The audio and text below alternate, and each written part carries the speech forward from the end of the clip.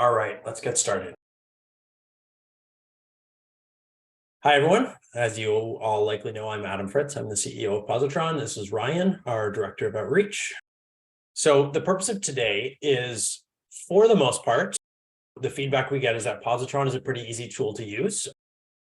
In general, our developers work on the vision that my dad, who is a family doctor and very relatively computer savvy for a almost 73-year-old, should be able to learn the vast majority of our tools in no more than 10 minutes. That's kind of the guiding thing that I've told a lot of our developers. However, there's a lot of hidden features and kind of what we call super user or advanced features that some people might not know about. So the purpose of today is to show you, we know what you're used to in Pozotron, but to show you some of the new tools and features, as well as some of the more advanced features you may not even know exist, to really make the system work within your workflow absolutely perfectly.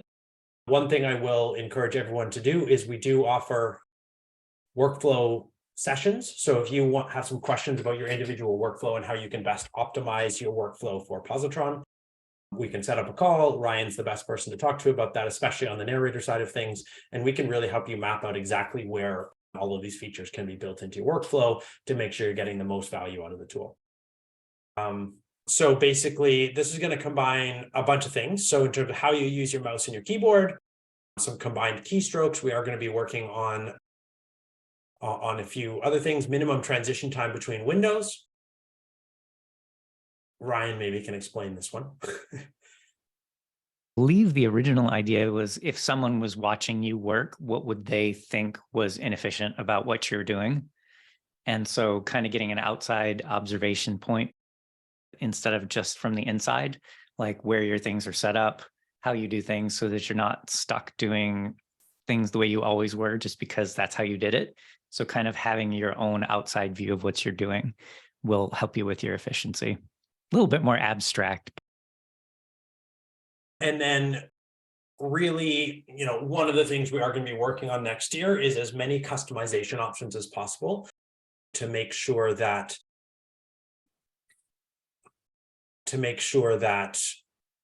everyone can customize everything they need to in Pozotron to make it work exactly for their workflow. So we'll go over a few things here. On the project page, there are a bunch of different things and ways that you can customize things. So the first thing I want to show is, in case everyone did not know, you can actually use the narrator tags in your audio files to ensure that if you've got essentially a duet where you've got multiple narrators speaking individual chapters, you can actually use hopefully you can all see my Pozotron page here, Ryan.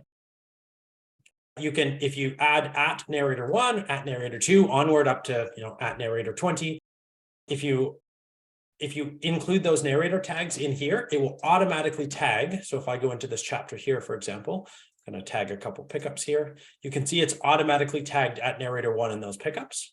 And then if I go into chapter 2, or chapter 4, I should say, for narrator 2, then you're going to automatically have, and when I export the pickup packet, you're going to automatically have those pickups for each chapter automatically tagged with at narrator 1 and at narrator 2. So a really easy way to save time there, and to make it a lot easier to tag those individual narrators in pickups for each individual chapter. Ryan, can you go into this uploading segment here? Yeah, if it doesn't make any difference to you, it's quicker to upload MP3s. Pozotron picks up discrepancies exactly the same way. So if you have bigger or smaller files, generally an MP3 in mono is going to give you the best speed for uploading and the best speed for transcription. So if it doesn't matter to you, having those smaller files to work with helps even in making the voice match files.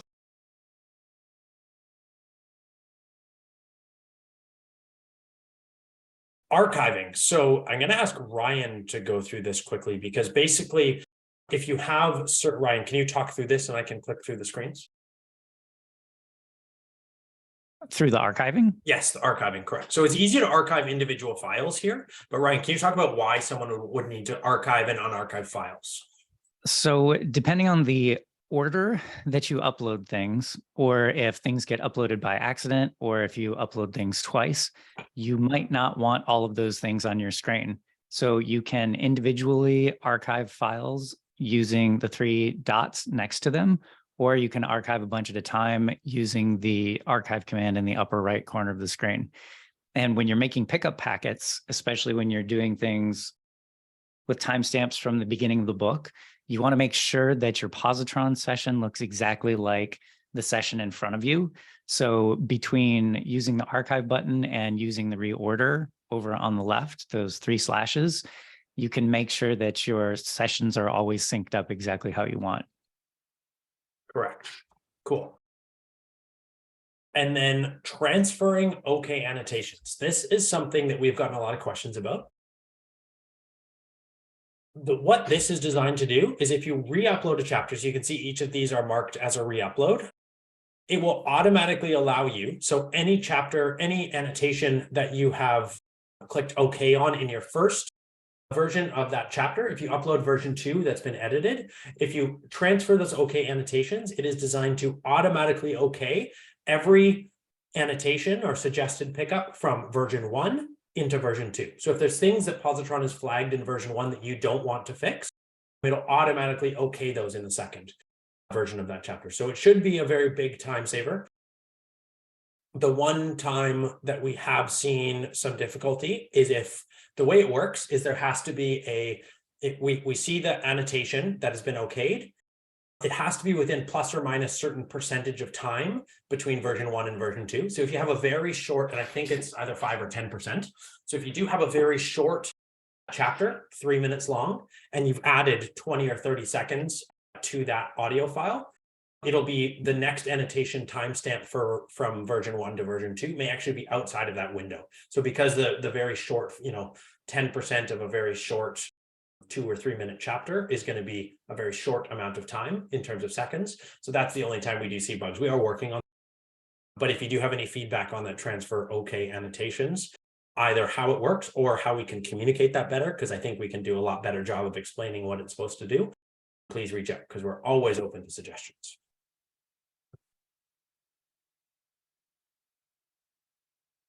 Okay, pronunciation and character voice guides. So this, I think, is a very powerful tool, and that is just the ability to use hotkeys. So you can see here, there's a little underline under the R and a little underline under the I. Anytime you want to figure out what our hotkeys are, you can click up here or hover over here and see what those hotkeys are. But very simply, anytime you use the hotkeys on here, you're just going to be using R or I, or research or ignore, and you're always going to be interacting with the first one on the page. So you can easily go through an entire list very quickly. My internet's going a little slowly here, so it's not going super fast. But the idea here is you're never going to have to click on any buttons. You're just going to be having your pinky finger on the R key if you're using your left hand, and your index finger on the I key. Very simple, very quick to parse through an entire list.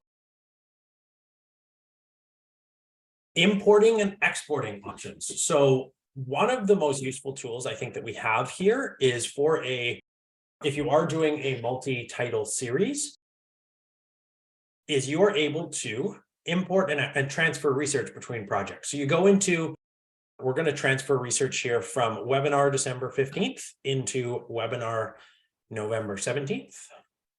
Just going to reset this project here. So you can see you're going to go into the project from which you want to transfer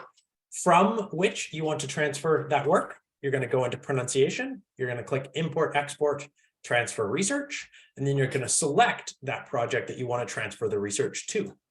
You're going to get a thing up here saying success, words transferred 10. And then I'm going to go back in here and you're going to see there's going to be 10 words that have been transferred along with the actual research into that new project. So in terms of a multi-title series, you're never going to have to redo any of that work. You're just transferring from book 1 to book 2, book 2 to book 3, and onwards. One thing to note, you do have to do that for pronunciation and character guides separately. And that's just because it allows people to only transfer pronunciation work or only transfer character work that way. The multiple different exports. So we have added one thing here on the character and pronunciation guide, but the 3 ways that you can share these, obviously, if you want someone to interact with the work and actually be able to add to that list, you're going to use this share button up here. They're going to get an email to open up that project. You can also share the online packet here, which is a read-only version of what you've shown here. So if you want someone just to be able to look and listen without being able to edit anything, you can share that online packet. You can also export this list in Excel, which will show you all the same details other than the actual phonetic audio. It will also have links to research those words in Merriam-Webster, Forvo, and Euclid. But we've also just added the ability to export the pronunciation packet or character guide as an offline file. So that will download just like the offline pickup packet. That will download a zip file with an HTML file that you can open offline without internet connection, as well as individual recorded audio files for each of the pronunciation or character voices. And that'll allow you essentially to archive your pronunciation character packets offline. I actually have a question about that. Does that download the ones that come from Oxford and Forvo as well? Yes, it downloads Nice. whatever you have in here, it downloads that audio file. Yes. That is something people have been asking for a while, so I'm glad that's finally up. Exactly. And I don't think you can actually see my Finder window here just because of the way I'm saving it, but every audio file is labeled with the pronunciation word as the file. List filters. So this is a really interesting way. So one of the things, so let's say you've got a bunch of character names here that don't have correct pronunciation. So you need to share that with your author or rights holder to fill in those blanks. You can share the list just as I showed you, share the project just as I showed you. They can come in and use this filter button here to either they can combine pronunciation and character lists together. So it'll show not only the pronunciation words, but any words you have on your character list. But this one is really interesting. So only incomplete will show you the ones that don't have the pronunciation entries that do not have both phonetic text and phonetic audio recorded. Only empty will show you the ones that don't have both, if that makes sense. So if I go into only incomplete and I add that for Dinah and I go to only empty, Dinah should disappear. There you go. So that's the difference between only incomplete means they don't have both. They don't have both of them completed. Only empty shows you the ones that have nothing added to them, no research added to them whatsoever. Okay. On to the proofing annotation column. Autofill and auto suggest. So one thing to note, if anyone does have tags that they would like to see added into Pozotron, send us an email. It is pretty easy for us to do in terms of tags. That what we mean is these hashtags here, or even an @ The only limitation is we cannot add anything that would bump a current suggestion off that list. And let me explain what I mean there. I'm going to show you the entire list of our tags. There we go. The suggestions are based on the alphabet, obviously. So if, for example, you wanted us to add something with MA, we would not be able to add that because currently our users are used to typing M and getting misread. We could type an M, something that's M with a letter after I, no problem that we could add. But we don't want to impact all the other users who are used to just typing that shortcut for M. So an example here is I can just tag an E for @editing. You could tag M for missing because I've already got misread there. If I remove that, it's going to add misread first, for example. If you are doing @narrator tags, you can, instead of typing @n, you can just type 1 or 2 or 3 or 4. So a much quicker way to tag those. We are also working on ways where you're going to be able to tag individual users. So I could tag @Ryan in an annotation for him to pay attention to. We're not there yet, but that is something where our dev team is working on. Spot check speed mode. So this is something we will always recommend people are doing a full listen inside of Pozotron. However, not everyone does that. Or if you're doing a second QC pass, this is a great way to only listen to the things Pozotron has suggested. So to do that, you're going to start by clicking on this first annotation. You're going to use the space bar to play and pause. You're going to use the A key for OK, the D key for pickup, and I can't remember what the typo key is. I know you mentioned it earlier.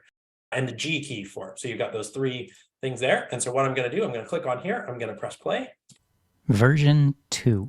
Okay. Including words accidentally added into the script from the script. Of course, it will find misperceptions and misspoken seconds. Okay. Noises, including audio distortions, synthetic noises like a dog barking, or a fire truck siren. Lifts the quality of the proofing and QC process discrepancies in the narration, and it'll love to listen to. So we just listened to, well, it was only two minutes of audio, but we listened to that in probably less than 20 seconds. So it's a very fast way using hotkeys where you can jump through just those Pozotron suggestions and listen to them and jump through them really, really quickly. And Ryan, obviously jump in anytime you have anything to add. Yep, everything sounds good. I think the speed mode was actually one of Emma's ideas initially. Emma's full of good ideas. As I said before, you can always find the hotkeys by clicking up here.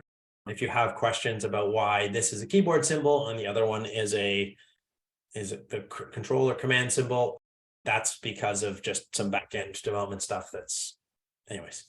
They will be the same after we redo or refactor our proofing page here, but you're just going to, anytime you want to see if there are any hotkeys, just hover up here on the top right.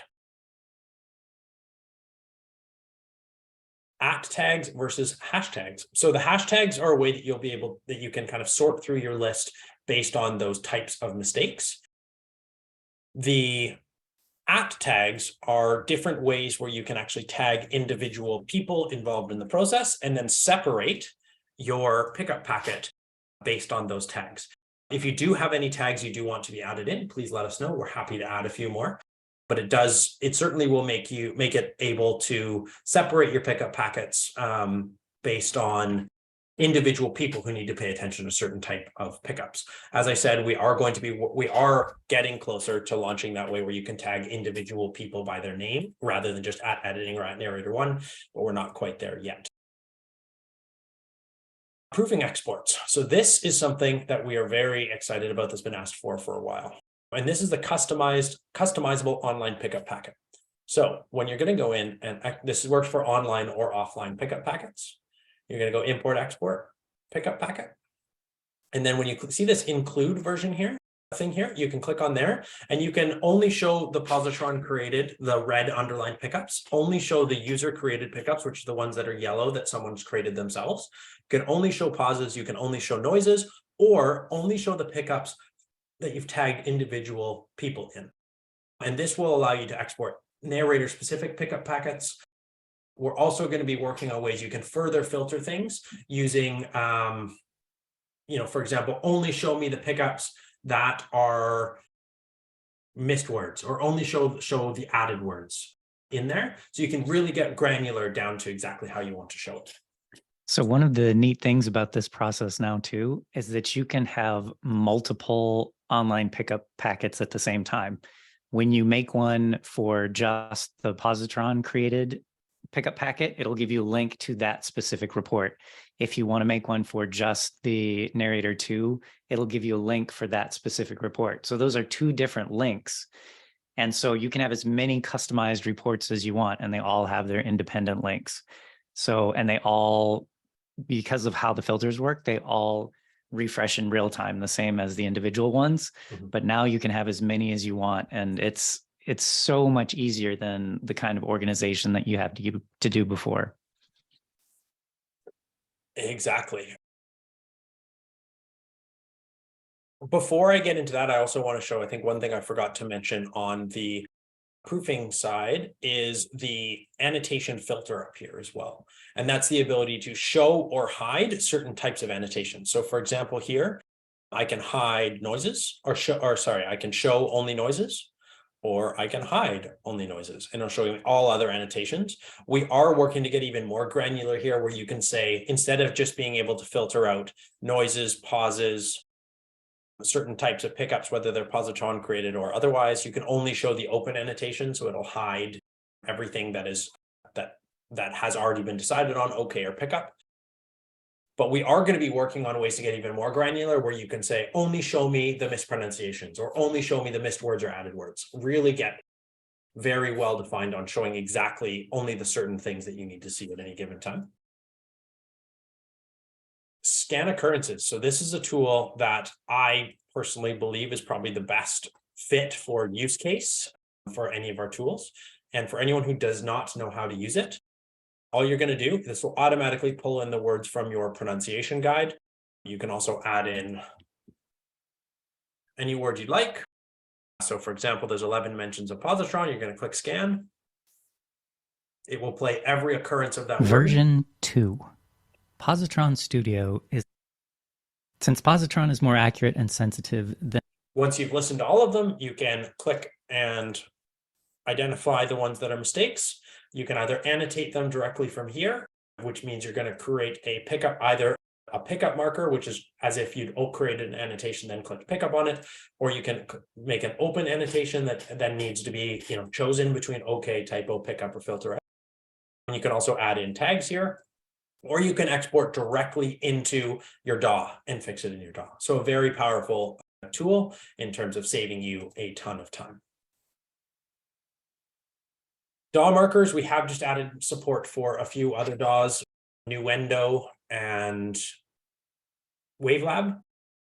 We are working on a few others, primarily, Ryan, what's the one we were just talking about the other day? Logic? Yeah, we're trying to figure out, actually, I could ask a question because Byron's here. Do you know a software? Because right now we have a workaround for Logic where we can burn markers in using Audition, and then you can open up that burned BWF into Logic. I don't know any non-paid software that makes those burns. So that's always been kind of a stumbling block in that workaround, is because it requires another paid subscription. So we're trying to make an export with that burned in marker into the WAV file itself. So yeah, you basically that's in development. Yeah, export that audio file back with that functionality. One thing to note, we do have some markers that can do two separate types of markers, and that I believe is Audacity, Audition, and no, not Twist Away, Reaper, I think. Yes, where you can do single marker and marker range. And single marker is just, as you see with most of the other marker files, which is just marks the beginning of the individual pickup. Marker range marks the beginning and end of that pickup. We are limited in terms of which DAWs actually support that functionality, though. We do have Pro Tools markers, yeah. Yes, correct. And Craig, Pro Tools markers is a premium feature that's only available on some Pozotron plans, but we can add that into what that is a way that we can add that into your account for an additional cost. So feel free to reach out to us at hello@pozotron.com for more details on that. Ryan, I'm assuming the furrowed brow is you reading James's question. Yeah, I'll talk to you offline, James, to make sure that I know, because I know that you can use the S1 MIDI or the Reaper CSV for Reaper. One's drag and drop, the other one comes through the menu system. I'll find out what you're trying to get at further, because I've played with those quite a bit. Okay. Any questions about everything we've gone through before we just give another glimpse of kind of what the big new development items that are coming?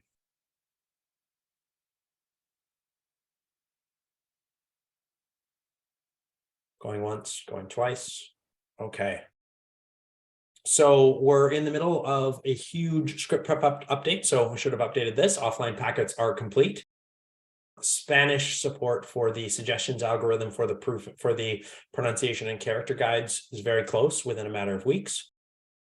We're also working on the ability where if you want to create pronunciation samples from the proofing page, you'll be able to click and highlight some text, press a button, and that will automatically transport that audio clip into the sample, either for a character voice or for a pronunciation entry. And then the dialogue detector is going to be really powerful. That will actually allow you to essentially parse the script in a mostly automatic way to highlight every example of a character speaking in that script. And then chapter detection also is going to be, Pozotron's going to make our best guess in terms of the start and end of every chapter. So then you can do chapter specific exports for every individual chapter. So you could do, hey, I'm gonna be narrating chapters 1 to 5 today, so I only want to see my pronunciation packet for chapters 1 to 5.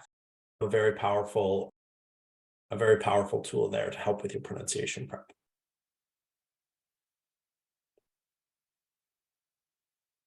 You're reading James's question there? I am. I will get back with him on that one. Okay. Teleprompter is something also in play that will a few white papers we've read show that using a teleprompter can really cut down on the amount of mistakes in your recording. Obviously, not everyone's going to want to change the way they do that. The biggest thing the teleprompter is going to be able to do is really improve your script markups, where you're actually going to be able to embed audio files for pronunciation or character voice in that script. So if you're recording, you'll be able to actually hover over Sherlock's name, click play, and listen to that character voice played back to you. Pickup recording tool, we did 3 or 4 separate focus groups and got a lot of good feedback. So we are making improvements there. And we're really, anyone who has more feedback, please let us know, because we are trying to improve that feature. A few other things, project management, we've been talking about this for a while, but that is something that's going to be launching soon, and that will have a whole bunch of different uses. The first release will have the ability to create a project team and tag individual people, but the goal is to eventually incorporate more of a threaded comment functionality. DAW integrations for Wavelab and Nuendo were just launched, and then the AI or not AI tool is still in development. However, it is a much bigger development item than we'd hoped. So it is still in development, but it's not near release at this point. And that AI or not AI tool is the ability to upload an audio file and actually tell if it is narrated, or within a certain confidence interval, if it was narrated by a human or an AI voice. So that's our webinar for today. Does anyone have any questions? I know this is a ton of information, and we have so many things in development right now. These webinars are even going to get crazier. So yeah, specific questions are good though. Suggestions are really good right now. Lots of really fun things in process. We're trying to make it so that power user stuff isn't quite so nested. And so if you have any suggestions about what we can do to make things more apparent, we're redoing our onboarding as well. So a lot of these things will be incorporated for new people that come into the mix. The other thing, I'll answer your question in a second, Bob, and thank you for that question. Yeah. Just a couple other things. We are doing a bit of a social media campaign is the wrong word, but you'll see the 12 gems or gifts of Pozotron, which are 12 kind of super user or hidden nested features that you may not know about. That's going to be on our social media campaigns. You really heard my Canadianness there by the way I pronounced about. And as well, we are in the middle of next year, as Ryan kind of alluded to, I'm going to be doing a UX UI redesign on how Pozotron works. We're really trying to get all of the main tools launched. It's not going to be such a change that you won't know how to use anything, but the goal is really to optimize the workflow between all the different tools, and we'll be hiring some a company to help us with that design. And we'll be doing a lot of user feedback groups. So please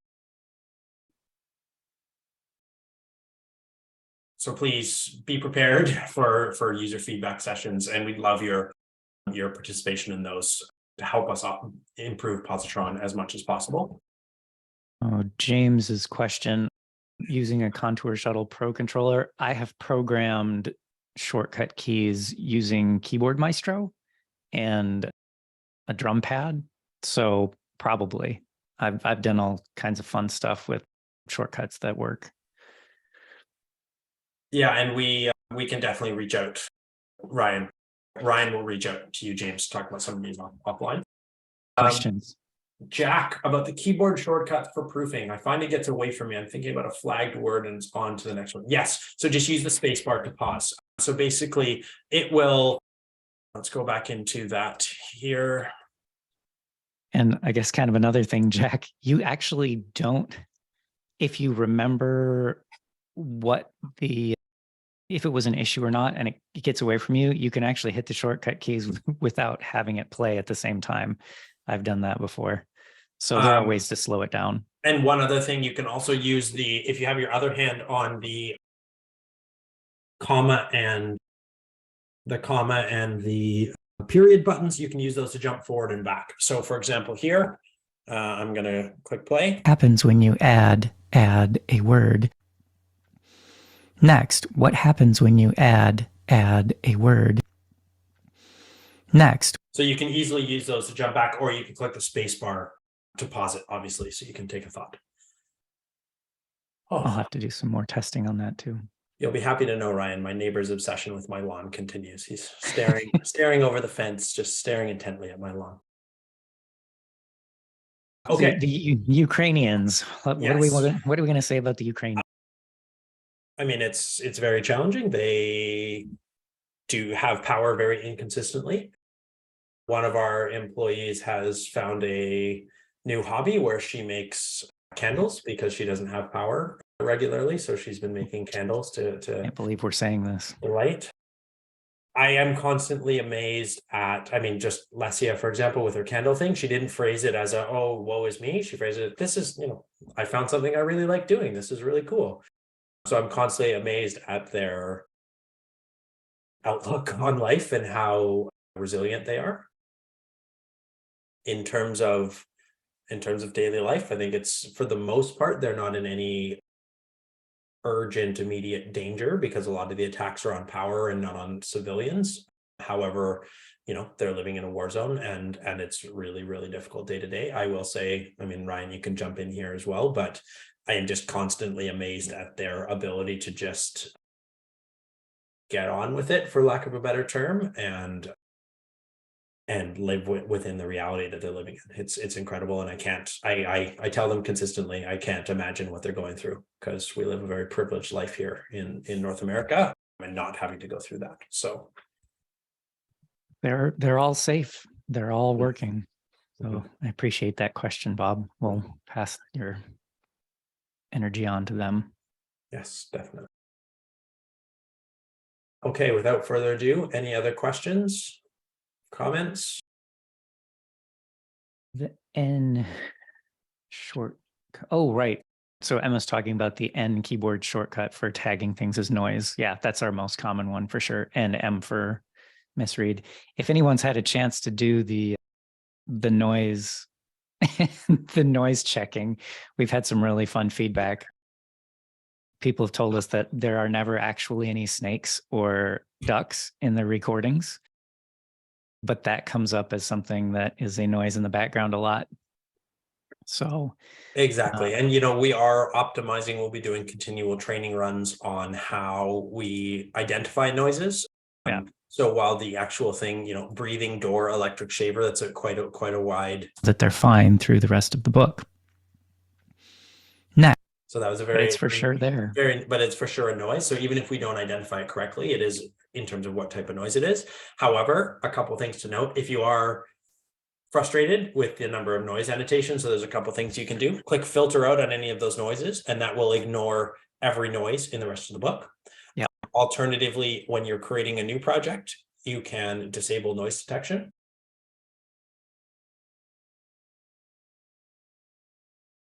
noise detection by clicking down here.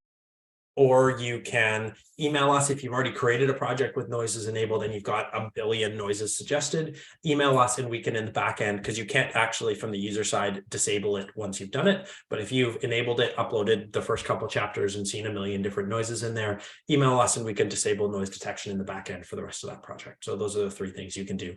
And as always, we'll respond very quickly and resolve the issue for you. Yep. But one thing to know, every time you click OK on a noise or pick up on a noise, it gives us a ton of data that we're going to be continually retraining our algorithm to make it more accurate in terms of, and really get granular in terms of the sensitivity, where we are going to be building out a tool where you're going to be able to actually control the sensitivity of noises differently than the sensitivity of your word mistakes. Can it be enabled after the fact? Emma, yes, it can if you email us. So email us if you want it enabled later. If you disable it and just change your mind, just send us an email and we'll be able to fix it for you. So you have to disable NT before you actually go through proofing, depending on if you want those notes or not. So you can only do it when you create the project, enable or disable. We can do it in the back end. So if you do need to email us, and we'll disable it very quickly or enable it if you've already disabled it. No big deal. And then you can also, if you enable it and then you decide you don't want it, just click filter out and 1 click of a mouse, or I guess 2 clicks. You have to click OK. You take care of your you take care of your own noises until you get that cat yowling in the background that you've just erased from your memory banks, and it makes it through. Great. Well, thank you very much, everyone, for your time. And we will be in touch. Have a very happy holidays and a happy new year, and speak to you all soon.